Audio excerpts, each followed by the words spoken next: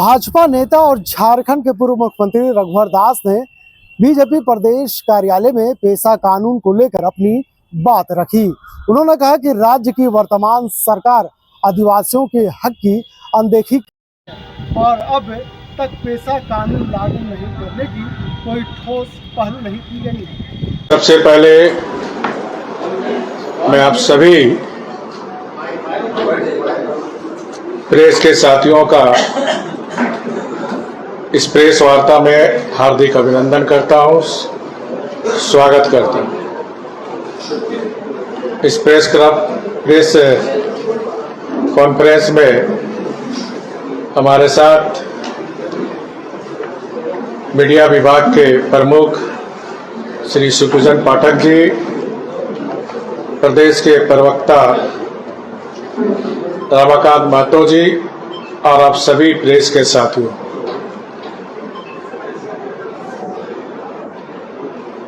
भारत का संविधान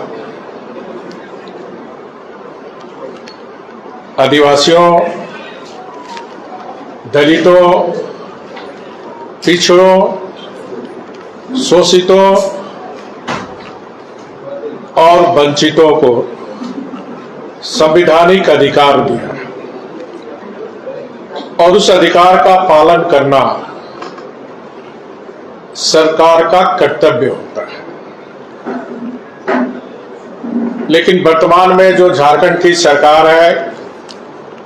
जेएमएम और कांग्रेस की सरकार,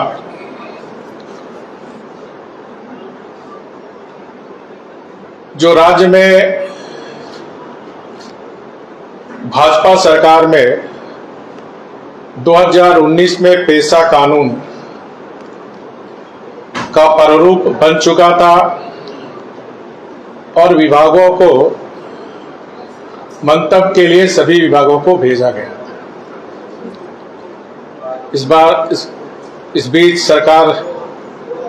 बदल गई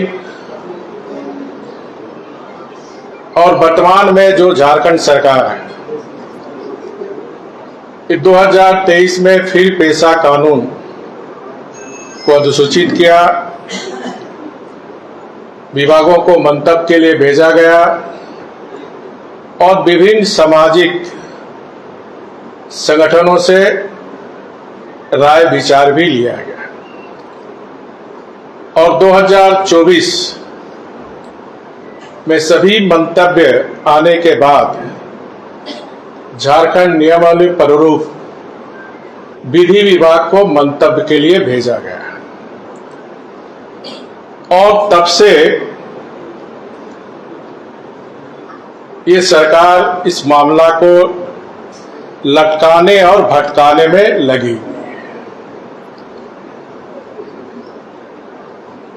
12-13 महीना से पेशा कानून की नियमावली अधिसूचित हो, बार बार सरकार को माननीय झारखंड उच्च न्यायालय के द्वारा निर्देश दिया जाता है, लेकिन ये सरकार के कान में जू नहीं रेंगती और परिणाम स्वरूप कल माननीय उच्च न्यायालय झारखंड जो निर्देश दिया, क्योंकि इस पेशा नियमावली लागू होने से जो लघु खनिज निगम के अंतर्गत आने वाले जो भी लघु, वो सारे ग्राम प्रधान या फिर रूढ़िवादी व्यवस्था कि जो आदि काल से आदिवासियों का स्वशासन की जो परंपरा है, उसको कानूनी अधिकार देकर उस लघु निगम के अंतर्गत पड़ने वाली, चाहे वो बालू घाट हो, चाहे महुआ हो, चाहे तेंदुपत्ता हो, या उस ग्राम के अंदर तालाब हो, मछली पालन हो, ये सारे अधिकार ग्राम सभा को मिलते हैं। और यही कारण है कि कल माननीय उच्च न्यायालय ने लघु खनिज जो बालू घाट पर रोक लगाई, मैं और हमारी भारतीय जनता पार्टी झारखंड प्रदेश इसका हार्दिक स्वागत करती है, अभिनंदन करती है। और मेरी उच्च न्यायालय माननीय चीफ जस्टिस और विद्वान न्यायाधीशों से अपील है, जब तक पेशा कानून लागू नहीं हो जाती है तब तक ये रोक लगी रहे।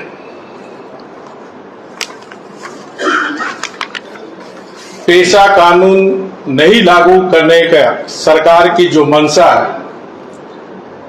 जिस तरह टाल मटोल कर रही है, मेरी समझ से ये जो हमारा झारखंड की संसाधन है, उस संसाधन को जो माफिया है उसको लूटने की छूट,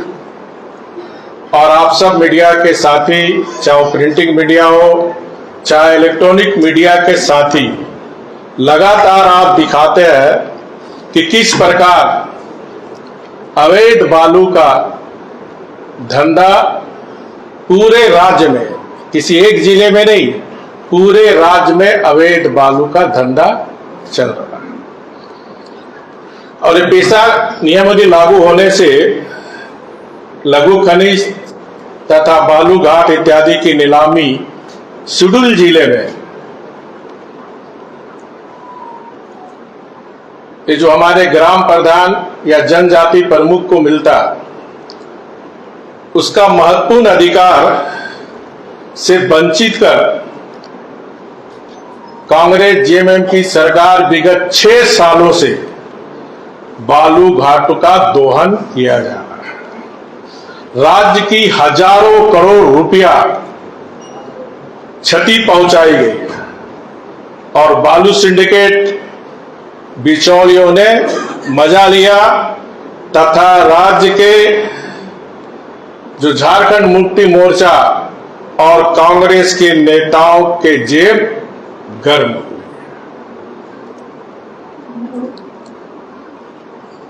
अभी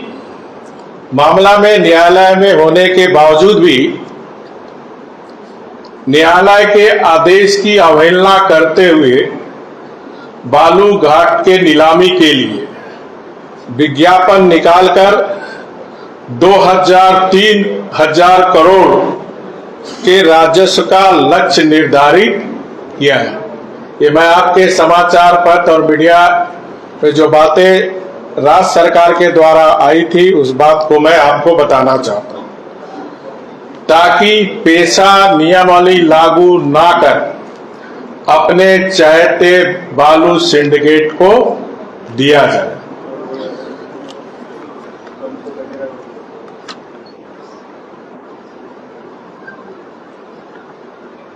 साथ ही साथ मेरी सरकार से मांग है कि 6 वर्षों में जो बालू घाटों का अवैध व्यापार से राज्य का राजस्व करोड़ की रुपये की हानि हुई, उसकी सीबीआई से जांच हो, क्योंकि प्रत्येक वर्ष 2,000-3,000 करोड़ रुपए अगर इस सरकार के द्वारा नीलामी की जाती तो आप सोचिए 6 वर्ष के अंदर हजारों करोड़ रुपए की राजस्व की चोरी हुई। ये किसके जेब में गया? किस नेता कांग्रेस जेएमएम के जेब में गया? किस बिचौलिया, किस सिंडिकेट के तहत गया? और इसलिए सरकार पारदर्शी ढंग से, मैं मांग करता हूं कि इसकी सीबीआई से जांच हो। दूसरा, जो संवैधानिक अधिकार 13वां संशोधन में, चाहे पंचायती राज अधिनियम हो चाहे स्थानीय निकाय के चुनाव हो,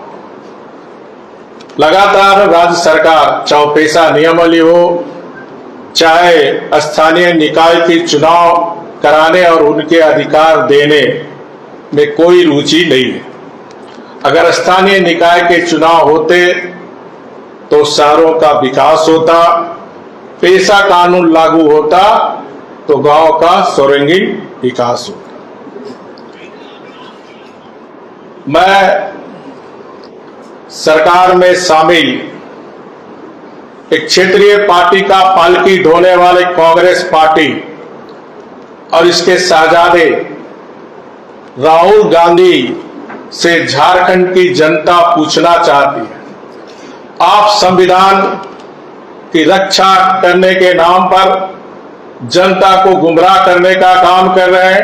और उसी संविधान के तहत झारखंड की जनजाति समाज को 5वीं अनुसूची के तहत जो अधिकार आदिवासी मूलवासी को दी गई है, उनको आपकी सरकार ने वंचित रखी है।